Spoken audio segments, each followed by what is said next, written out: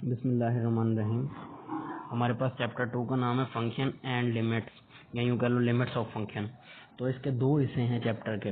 पहले हिस्से में हम स्टडी करेंगे हमारे पास फंक्शन क्या होता है और उसकी सारी टाइप्स हम डिस्कस करेंगे फंक्शन की। दूसरे हिस्से में वो जो फंक्शन हमने पढ़े होंगे उन्हीं पे लिमिट लेना हम सीखेंगे। तो हमारे पास असल में ये जो हमारे पास है ना फंक्शन, ये बहुत इंपॉर्टेंट टॉपिक है, क्योंकि इन्हीं फंक्शंस को आगे जाके हम देखेंगे कि हर एक का डेरिवेटिव लेने का तरीका अलग है इन्हीं फंक्शंस का जो हम पढ़ेंगे। इसी की बुनियाद पर फिर हम इंटीग्रेशन लेना सीखेंगे फंक्शंस की, और यानी हम लिमिट भी लेंगे वो जो फंक्शन पढ़ेंगे, और फिर उसका डेरिवेटिव लेना सीखेंगे, फिर इंटीग्रेशन लेना सीखेंगे। अभी फ़िलहाल इस चैप्टर का जो नाम है फंक्शन एंड लिमिट्स, यानी एक हिस्सा फंक्शंस पे डिफाइन होगा और एक हिस्से में हम लिमिट उस फंक्शन की लेना सीखेंगे। तो पहली जो हमारी एक्सरसाइज होगी ना, उसमें हम देखेंगे कि हमारे पास फंक्शन क्या होता है। जैसे मैंने यहाँ पर बताया हुआ है कि y is equal to F of X, इससे हम मैथमेटिकली रिप्रेजेंट करते हैं। ये सिर्फ बेसिक इंट्रोडक्शन में आज दे रहा हूँ, हम इसे फार्मली यानी डिस्कस करेंगे, लेकिन ये बच्चों को ना पता होना चाहिए कि उन्होंने इस चैप्टर में करना क्या है, यानी उनका ओवरऑल टेंडेंसी इसमें रहेगी क्या। तो जब हम इतना हिस्सा कर लेते हैं ना, function, limit of function, derivative, फिर उन्हीं फंक्शन का, फिर उन्हीं की इंटीग्रेशन, तो हमारा जो है तकरीबन 60% से 65% कोर्स कवर हो जाता है। तो ये जो लेआउट मैं दे रहा हूँ, ये एक बच्चों को पता होगा कि हमने क्या क्या किया है। तो पहले हिस्से में हम क्या करेंगे, पहली एक्सरसाइज में फंक्शन हम देखेंगे y is equal to F X से डिनोट करते हैं, और उसी फंक्शन की फिर हम डोमेन देखेंगे क्या होते हैं। डोमेन क्या होती है, वो तमाम वैल्यूज़ जिस पे फंक्शन डिफाइंड रहे, कम्प्लेक्स ना दे वैल्यू और अनडिफाइंड ना हो। और रेंज क्या होती है, उससे आने वाली तमाम आउटकम, वो हमारे पास रेंज होती है। फिर उनका ग्राफ हम ड्रा करना सीखेंगे उन्हीं फंक्शंस का। और फिर आगे हम टॉपिक एक पढ़ेंगे कंपोजिशन ऑफ फंक्शन, यानी अगर हमारे पास दो फंक्शन है तो उनकी कंपोजिशन कैसे फाइंड की जाती है। फिर हम देखेंगे इन्वर्स ऑफ फंक्शन, ये 2.1 ही एक्सरसाइज में कि फंक्शन का इन्वर्स कैसे फाइंड करते हैं। तो यहाँ हमारी एक्सरसाइज 2.1 जो है वो कंप्लीट हो जाएगी। क्या सीखेंगे, फंक्शन क्या होता है ये देखेंगे, फंक्शन की यानी डेफिनेशन आएगी, डोमेन रेंज की डेफिनेशन आएगी, अगर हमें ग्राफ दिया हो तो हम उसकी डोमेन रेंज कैसे फाइंड कर सकते हैं, और इसी तरह हमारे पास composition of function, inverse function का लेना, ये चीज़ें हम देखेंगे। यहाँ तक हमारी पहली एक्सरसाइज 2.1 कंप्लीट हो जाएगी। जो एक्सरसाइज 2.2 है, फिर उसमें हमारे पास टाइटल है उसका ट्रांसडेंटल फंक्शन, उसी से हम आगे मूव करेंगे।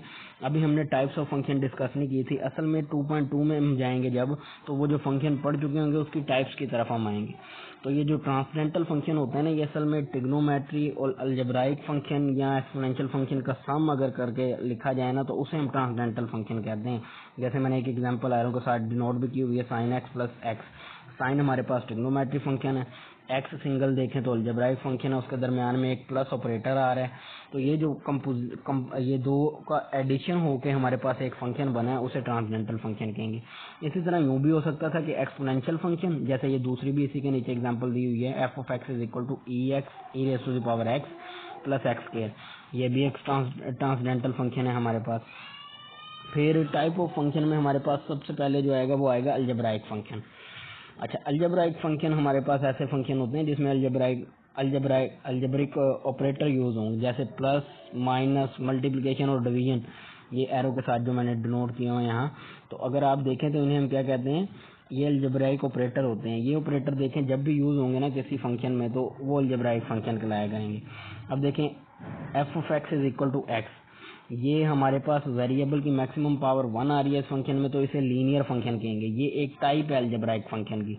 F of X is equal to X square, ये एक क्वाड्रेटिक फंक्शन है। और इसी तरह X plus 1 over X square minus 1, अब ऊपर एक लीनियर फंक्शन है ना, मैक्सिमम पावर ऊपर वाले की 1 आ रही है, और नीचे देखें एक क्वाड्रेटिक फंक्शन है एक्स स्क्वायर माइनस 1, तो ये रैशनल फंक्शन होगा। तो ये अलजेब्राइक फंक्शन की तीन टाइप्स फिर हमारे पास आ रही होंगी, लीनियर फंक्शन, क्वाड्रेटिक फंक्शन और रैशनल फंक्शन। मज़ीद भी इसमें आगे बढ़ती हैं, क्यूबिक फंक्शन और पोलिनोमियल भी आ जाता है इसमें। उसके बाद हम देखेंगे कि एक्सपोनेंशियल फंक्शन क्या होता है। एक्सपोनेंशियल फंक्शन ऐसा फंक्शन होता है जिसमें वेरिएबल जो है ना एज अ पावर आ जाता है। बेस हमारे पास जो होती है ना, जैसे ये देखें F of X is equal to A raise to the power X, इसकी बेस क्या है, कांस्टेंट नंबर ए है, और वेरिएबल क्या हो गया, पावर में पेयर हो गया। एक्सपोनेंशियल फंक्शन ऐसा फंक्शन होता है जिसमें वेरिएबल क्या होता है, पावर में पेयर हो जाता है।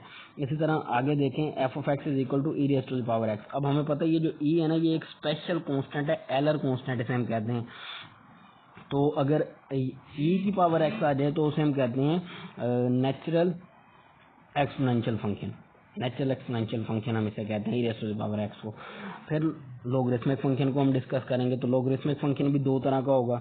एक हमारे पास होगा कॉमन बेस वाला जिसमें 10 आ जाती है ना, तो वो कॉमन लॉगरिथमिक फंक्शन हमारे पास कहलाता है। मैंने उसकी जगह बी डिनोट किया है, F of X is equal to log B of X. और L N F of X is equal to L N of X, इसे नेचुरल लॉगरिथमिक कहते हैं। अगर ये जो बी है ना इक्वल टू ई हो जाए तो फिर ये हमारे पास जो एल एन एक्स में कन्वर्ट हो जाता है और इसे नेचुरल लॉगरिथमिक फंक्शन कहते हैं। ये सारी चीज़ें सिर्फ इंट्रोडक्शन के लिए मैं दे रहा हूँ, इस पर हम जो है ना डिटेल से हम डिस्कस करेंगे एक एक चीज़ को। ये सिर्फ आपके जहन में व्यू पॉइंट रहना चाहिए कि आपने क्या करना है। ये जो हिस्सा हम कर रहे हैं ना, ये चैप्टर का एक हिस्से का मैं सारा इंट्रोडक्शन दे रहा हूँ, फंक्शन वाले हिस्से का। तो लॉगरिथमिक फंक्शन के और नेचुरल लॉगरिथमिक फंक्शन आएगा। उसके बाद हमारे पास हमें पता है ट्रिग्नोमेट्रिक फंक्शन, ऑलरेडी हम फर्स्ट ईयर में इसको डिस्कस कर चुके हैं। इनवर्स मैट्रिक में भी इसे आप देख लेते हैं। इनवर्स ट्रिग्नोमेट्रिक फंक्शन का भी पता है, यानी trigonometric function sine cos tan और इनके रेसिप्रोकल। इनवर्स ट्रिग्नोमेट्रिक फंक्शन हमारे पता है sine inverse of x, cos inverse of x. फिर आते हैं हाइपरबोलिक फंक्शन। ये भी हमारे पास ट्रिग्नोमेट्रिक फंक्शन की ही तरह है, लेकिन ये जो है ना दो एक्सपोनेंशियल फंक्शन के सम को डिवाइड करने से या डिफरेंस लेने से एक फंक्शन बनाया जाता है जिसे हाइपरबोलिक फंक्शन का नाम दिया जाता है। इसकी कुछ आइडेंटिटीज भी हैं, जैसे ट्रिग्नोमेट्रिक आइडेंटिटी है ना sine square X plus cos square X is equal to 1। इसी तरह हाइपरबोलिक फंक्शन की भी कुछ आइडेंटिटीज हम डिस्कस करेंगे साथ में इसमें। फिर हमारे पास फंक्शन की टाइप में ही हमारे पास आएगा एक्सप्लिसिट फंक्शन और इम्प्लिसिट फंक्शन। एक्सप्लिसिट फंक्शन देखें y is equal to F of X, यानी y वाला वेरिएबल एक तरफ है, y क्या है डिपेंडेंट वेरिएबल, और एफ ऑफ एक्स जो है वो इंडिपेंडेंट वेरिएबल है। इसको भी हम डिस्कस करेंगे कि इंडिपेंडेंट का कैसे पता चलता है और डिपेंडेंट का कैसे पता चलता है। फिलहाल इतना ध्यान में रखें कि y जो है वो डिपेंडेंट वेरिएबल है और x जो है इंडिपेंडेंट वेरिएबल है। तो y is equal to F of X, इसका मतलब कि इंडिपेंडेंट वेरिएबल सारे राइट साइड पे आ रहे हैं और डिपेंडेंट वेरिएबल सारे एक साइड पे आ रहे हैं ना। अगर तो यानी वेरिएबल जो है इस तरह से सेपरेट करके लिखा जा सके तो फिर उसे हम कहते हैं एक्सप्लिसिट फंक्शन। जैसे ऊपर मैंने एग्जांपल जितनी भी दी है ना फिलहाल, हाँ वो सब एक्सप्लिसिट फंक्शन की थी। अब इम्प्लिसिट फंक्शन क्या है, जिसमें एक्स यानी जिसमें दोनों डिपेंडेंट वेरिएबल और independent variable so mixed up हो जाएं कि हम एक को दूसरे की टर्म में लिख ही ना सकें। जैसे देखो X Y square plus X Y is equal to 0, तो ये हमारे पास क्या है इम्प्लिसिट है ना। हम y को कॉमन भी ले लें तब भी ये हमारे पास इन टर्म ऑफ एक्शन लिखा जा सकता ना, तो इसलिए ये इम्प्लिसिट है। इसको भी डिटेल से हम देखेंगे, एग्जाम्पल करेंगे, क्लियर हो जाएगा। फिर हमारे पास आ जाता है पैरामीट्रिक फंक्शन। पैरामीट्रिक फंक्शन एक ऐसा फंक्शन होता है कि जिसमें दो फंक्शन डिपेंड कर रहे होते हैं एक ही वेरिएबल पे। जैसे देखें X is equal to A cos theta, ये एक हमारे पास इक्वेशन है, और y is equal to A sine theta, ये एक। इन दोनों में थीटा की वैल्यू अगर पता हो तो हम x की वैल्यू भी निकाल सकते हैं, थीटा की वैल्यू पता हो तो y की वैल्यू भी निकाल सकते हैं। असल में देखा जाए तो ये पैरामीट्रिक इक्वेशन ऑफ सर्कल है, हम इसे भी डिटेल में डिस्कस करेंगे। थीटा इसमें पैरामीट्रिक मीटर है। तो ये हमारे पास टाइप्स ऑफ फंक्शन होंगे जो हम फंक्शन और टाइप्स ऑफ फंक्शन होंगी जो हम डिस्कस करेंगे, और ये हमें याद होनी चाहिए। हमें इन सब की डेफिनेशन भी अच्छे से याद होनी चाहिए, इनके डोमेन रेंज और इनके ग्राफ के जो स्केच है ना वो ज़हन में होने चाहिए जब हम ये चैप्टर कर लेंगे। उसकी क्या वजह मैंने पहले बता दिया कि अगर ये फंक्शंस हमें नहीं पता होंगे और इनकी डेफिनेशन नहीं पता होंगे, आप इसका डेरिवेटिव नहीं ले सकते।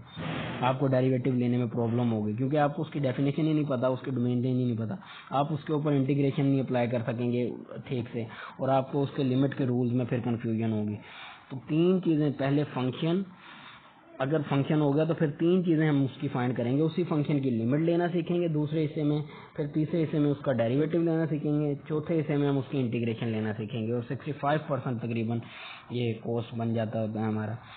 तो ये हमारा बेसिक इंट्रोडक्शन आ गया फंक्शन का जो हमने यानी करना है। ये हमने सिर्फ वो किया है कि जो हमने करना है। अभी हमारे जहन में ये एक इमेज बन गया कि पहले हिस्से में इतना काम हमारा जो है ना ये हमें हर टाइम आना चाहिए। अगर ये आता होगा तो हम आगे मूव कर सकेंगे कोर्स में, अदरवाइज हमारे लिए ये मूव करना बहुत मुश्किल है। तो ये फंक्शन मैं फिर एक बार रिवाइज करवा दूँ। पहले फंक्शन हम देखेंगे, उसके डोमेन रेंज देखेंगे कैसे करते हैं, उसका ग्राफ ड्रा करना सीख लेंगे, कंपोजिशन सीख लेंगे, इन्वर्स ऑफ फंक्शन। तो पहली एक्सरसाइज खत्म हो जाती है। फिर उसने टाइप्स ऑफ फंक्शन की जगह ट्रांसडेंटल फंक्शन लिख दिए, तो जाहिर बात है उसमें सारे फंक्शन आ जाते हैं।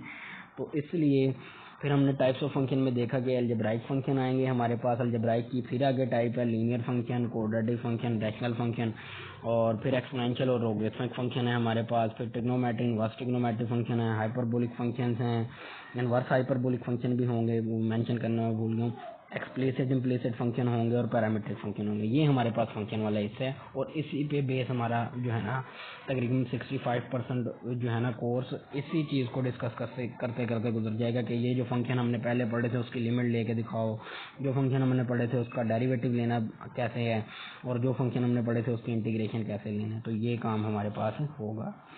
उम्मीद है कि मुझे आपको ये समझ आया होगा। मज़ीद जो कुछ ना समझ आया आप वो मेरे साथ डिस्कस कर सकते हैं। अल्लाह हाफिज़। इसके साथ मैं एक चीज़ ना आपके कोर्स में ना वैसे मैपल है, तो मैपल जो है वो अलग से एक, चले मैं फिर वो उसके ऊपर बाद में डिस्कस करूँगा। फ़िलहाल अल्लाह हाफिज़। 10 मिनट का हो गया, बहुत है।